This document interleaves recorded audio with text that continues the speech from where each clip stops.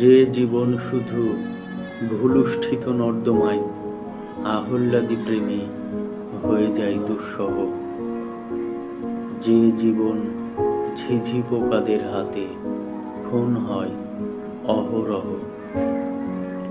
যে জীবন বিদগ্ধ বিষাদে নিমগ্ন ক্ষুধায়